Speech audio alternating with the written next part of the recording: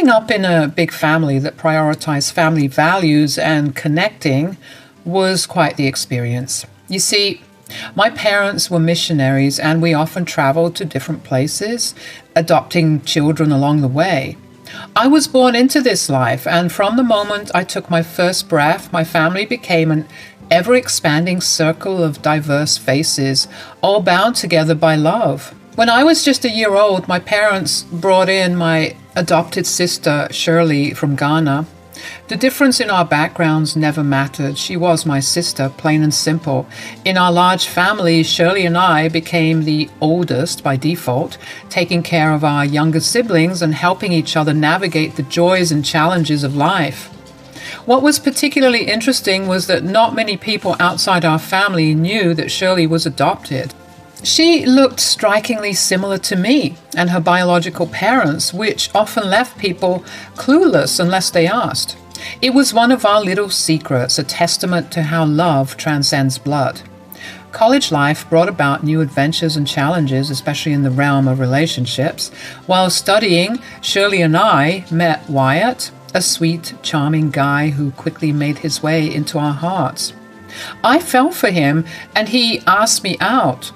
Our love story began and life was pretty great. I had a man who cared for me and my sister was still my best friend. As the years rolled on, our relationship deepened and it wasn't long before Wyatt proposed to me. The thought of building a life together filled us with excitement and dreams of a future we'd create side by side. But then something happened that would rock our relationship. One day, Wyatt decided it was time to share some aspects of his past that I hadn't known about. He began to reveal dark moments from his childhood, stories that painted a picture of a younger Wyatt I couldn't have imagined. It was shocking and sometimes horrifying, like pieces of a puzzle that didn't fit the image I had of the man I loved. His revelations about his past actions as a kid threw me for a loop, and I was left grappling with the newfound knowledge. While I knew that everyone had their share of youthful mistakes, what he shared was far from significant. It was as if the man I thought I knew had kept an entire chapter of his life hidden from me, and the secrets he had harbored for so long suddenly became our shared burden. I wasn't sure how to react, but I knew that we'd need to have some serious discussions and perhaps seek professional help to navigate through this storm. The truths Wyatt had unveiled had left our relationship in uncharted territory, and I couldn't help but wonder how it would all play out. After Wyatt had shared his dark past, I was torn between my love for him and the new, unsettling knowledge I now possessed. I hoped that my feelings for him would be strong enough to overcome my fear of the things he had done as a child. Surely people could change, right? The details he revealed about his behavior were alarming. This wasn't just a case of a kid who sometimes engaged in bullying or harmless mischief. Wyatt's actions had been severe enough that he had been admitted to the psychiatric ward at least 3 times before he turned 18. He was one of those kids who displayed signs of having the potential to cause real damage to property and people. I tried to move past it and understand that people grow and change as they get older. After all, he hadn't displayed any such behavior since I had met him. Still, the knowledge of his past strained our relationship. I was anxious, unable to fully shake the fear of what he was capable of. At some point, Wyatt sensed that something was amiss and he asked if everything was okay between us. I broke down, my emotions overwhelming me, and I confessed that it was challenging to see past his dark past. This admission made him angry and he regretted ever revealing his secrets to me, which we reached a breaking point, even contemplating calling off the wedding. But Shirley, my ever-supportive sister and good friend, stepped in. She convinced us to work through our differences and get married, reasoning that we loved each other enough to face any challenges together. Her words helped us regain perspective, and we resolved our differences and proceeded with the wedding. For a while, everything seemed fine and our love felt as strong as ever, but as time passed, I began to notice subtle changes in Wyatt's behavior towards me. He started being rude without reason, shouting at me over trivial matters, and generally becoming difficult to be around. I was left wondering what had caused this shift in his attitude and how to address it. It seemed like the demons from his past had resurfaced, and I couldn't help but wonder how this new chapter in our lives would play out, because I didn't sign up for any of this. Our relationship continued to unravel, marked by Wyatt's erratic behavior and the tension that lingered in the air. I couldn't ignore the sudden change any longer, and I began confronting him, asking him what was fueling his anger. But every time I tried, he shut me out, stubbornly refusing to talk about it. Then, one day, it all came crashing down. Wyatt exploded, his anger boiling over, and he revealed the real reason behind his outbursts. He was still furious with me for harshly judging him based on his troubled past. The words he hurled at me were a raw expression of his deep-seated hurt and resentment. I felt an overwhelming wave of guilt wash over me. How could I have misjudged him, causing him so much pain? I began apologizing profusely, assuring him that I had long moved past my initial judgments and that my love for him remained unwavering. And that's when Wyatt dropped another bombshell. He had been confiding in Shirley about his feelings and the strain in our relationship, and they had grown closer throughout the years. The revelation left me feeling a mix of emotions. I was surprised that he had spoken to Shirley about our problems, but even more puzzled that my sister hadn't mentioned anything to me. As I reflected on our situation, I realized that I was doing the same thing. During our worst arguments, I would lean on Shirley for support, confiding in her about the struggles Wyatt and I were facing. Now, I couldn't help but feel a sense of betrayal, wondering why Shirley hadn't told me about Wyatt's concerns and feelings. After all, we were sisters, and I had hoped that she would be a mediator to help us navigate our issues. I decided to address this with Shirley. It was time to clear the air, rebuild the trust that had been shaken, and try to make sense of what was happening in our lives. I couldn't bear the thought of losing the bond we had as sisters, and I wanted to find a way to heal the growing rift between Wyatt and me. I couldn't contain my frustration any longer, and it was time to address the elephant in the room with Shirley. I had to understand why she hadn't told me about Wyatt talking to her. After all, we were sisters, and sisters shared everything, right? So Wyatt told me something interesting. What did he tell you? Are you two fighting again? Yeah, we are, and apparently he's been telling you about us and our fights. Oh, yeah. Is there a problem? Well, yeah. Why didn't you tell me about Wyatt confiding in you? Shirley hesitated, her expression guarded. I didn't think it was necessary. I wanted to be a neutral party in this situation. I frowned, perplexed. But we're sisters, Shirley. We've always been each other's confidants. I thought we shared everything. So I'm not allowed to be closer to people other than you? That's not what I'm saying. I don't know. I just thought that you would have talked to me because we're sisters, we're close. She sighed and then looked me straight in the eyes, and what she said cut deep. Sally, I'm actually closer to Wyatt, if I'm being honest. Her words hung in the air, a heavy silence surrounding us. I couldn't believe what I was hearing. Shirley closer to Wyatt than me? Her own sister? My mind raced, trying to process it all. I spoke with a mix of sadness and discomfort. When did that happen? Well, we've always been pretty close. You forget we used to hang out all together. No, I was there, I remember. I just didn't know you two hung out, like exclusively. Yeah, well, it's been happening, and we've been hanging out a lot.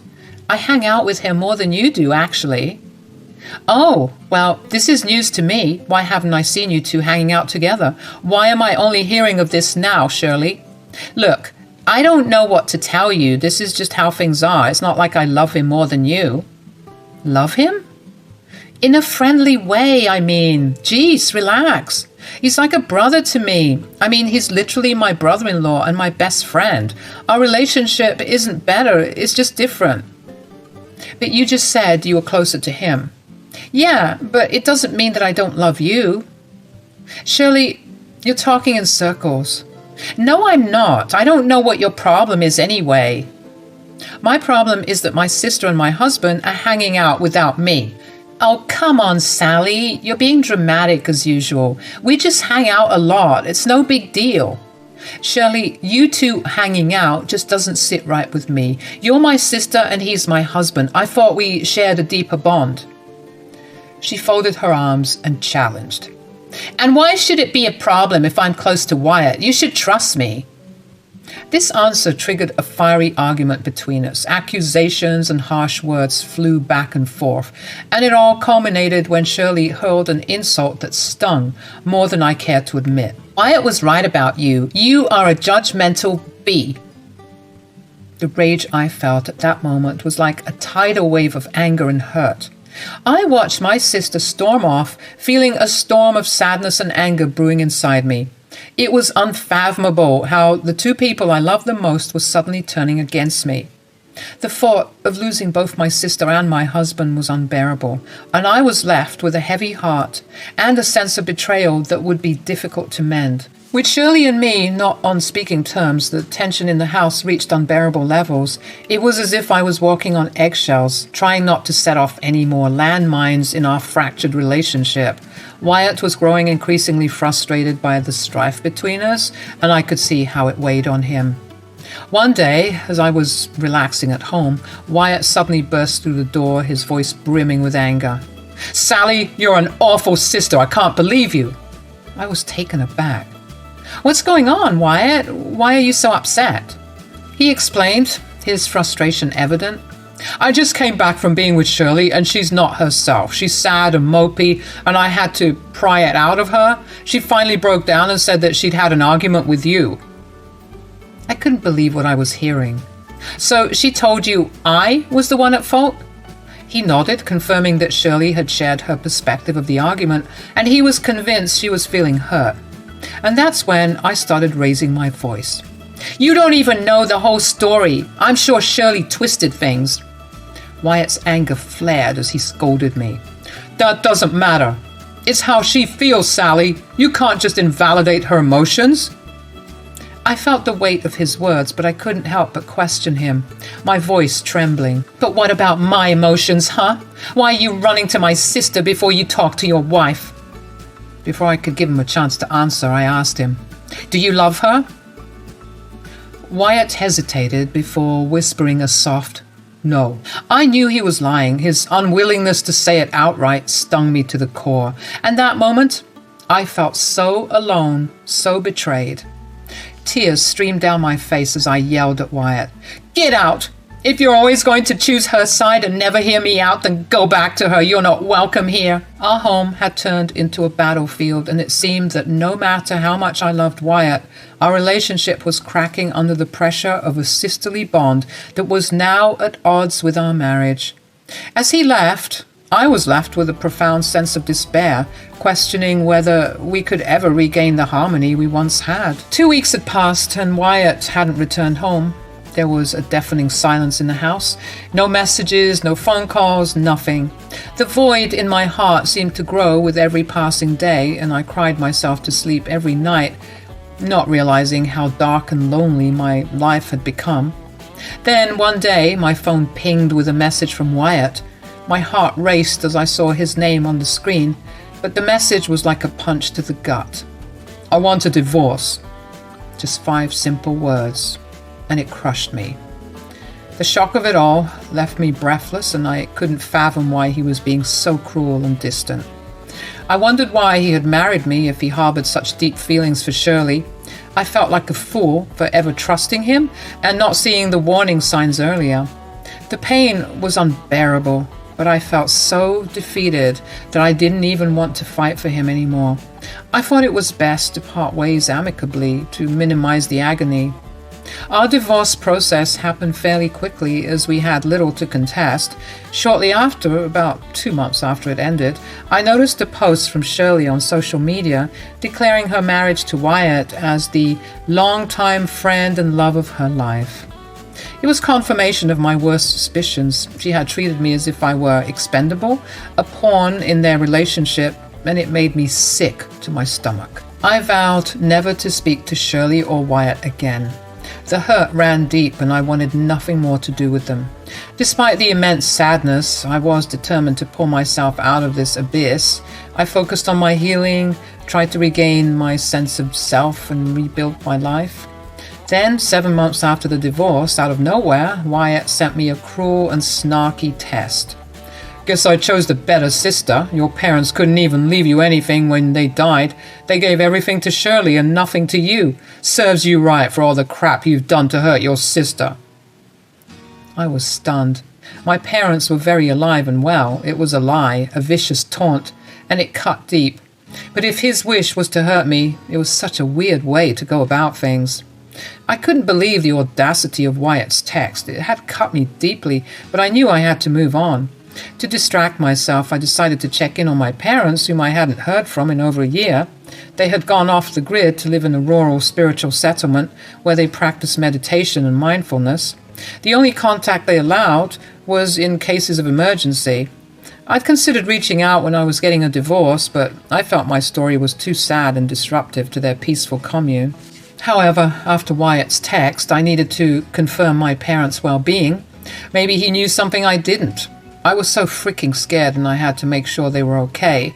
So I called the emergency number they'd provided and my heart raced as I waited for a response. When my parents' voices finally came through the line, I couldn't hold back my emotions any longer. I broke down and poured my heart out, telling them everything that had transpired over the past 10 months, the heartbreak, the strained relationship, and even the lie Wyatt had told about them. But it was my parents who dropped a shocking revelation. They explained that it was Shirley's biological parents who had tragically passed away and left her a meager inheritance of some trinkets. In reality, her parents hadn't been wealthy, but Wyatt must have mistakenly assumed that they were my biological parents, unaware that Shirley was adopted. As I heard this, I couldn't help but laugh, not because it was funny, but because I was taken aback by the sheer blunder. Wyatt's misunderstanding had fueled his resentment and cruelty towards me, and Shirley's own assumption had inadvertently fueled his misinformation. It was a bizarre chain of events that had led us all to this point, where I had been unfairly demonized and excluded from their lives. Still bewildered by the bizarre turn of events, I decided to call Shirley to gain some clarity on this mess. She answered the call with a tone of sadness, likely overwhelmed by the loss of her biological parents, whom she hadn't had a chance to reconnect with properly. I extended my condolences to her, and then I said that I wanted to talk to both her and Wyatt. She obliged, putting her phone on speaker. I couldn't hold back my frustration, letting Wyatt know that his text was cruel and inaccurate, though I was relieved that it wasn't true. "Sally, what is this all about?" "You're so stupid it actually hurts knowing that I ever shared my life with you. What you texted was so evil and inaccurate, so I came to embarrass the both of you." "Sally, please, I'm mourning." "I don't care. You two ruined my life. Before I ever speak to you again, I need you all to know the truth." I asked Wyatt to repeat what he said when he texted, and Shirley was confused. She asked him what he meant when he said that Sally's parents were dead. He sheepishly said that that was what she told him, that her parents died, so obviously that meant that Sally was also mourning. Shirley, her voice tinged with frustration and disappointment, began to speak, directing her words at Wyatt, who sat there seemingly flabbergasted. "Wyatt, how many times have I told you about my past and my family and everything else? It's like you've got this selective hearing, only catching a fraction of what I say. Is it really so hard to pay attention when someone's sharing their life with you? For the millionth time, Sally's parents are my adoptive parents, not my biological parents." The atmosphere grew tense, with all of us silently acknowledging the damage caused by Wyatt's inattentiveness. For the first time in a long while, I felt a glimmer of empathy for Shirley. Despite our previous disagreements, we had both been wronged in different ways by Wyatt's lack of understanding and attention. I then inquired about Wyatt's earlier statement regarding my not getting any inheritance. He mentioned that Shirley had told him I wouldn't receive anything from it. "Yeah, you idiot, she wouldn't inherit anything from my parents because they're not her parents." And if we're talking about inheritance, I should also mention that you're no longer in the will, Shirley. I told Mom and Dad everything, and they're beyond disgusted. You should expect a call from them soon. Wyatt tried to apologize, but the situation was rather awkward. I couldn't help but find some satisfaction in watching his ignorance unravel. I couldn't resist the urge to tell Wyatt he was an idiot. With that, I wished them a happy marriage and a nice life, and then I ended the call. As I disconnected, I could hear them bickering through the phone before the line finally cut. I couldn't help but laugh, a sense of satisfaction washing over me. It was clear that they weren't truly happy with each other, and my small revenge had brought me some much-needed closure.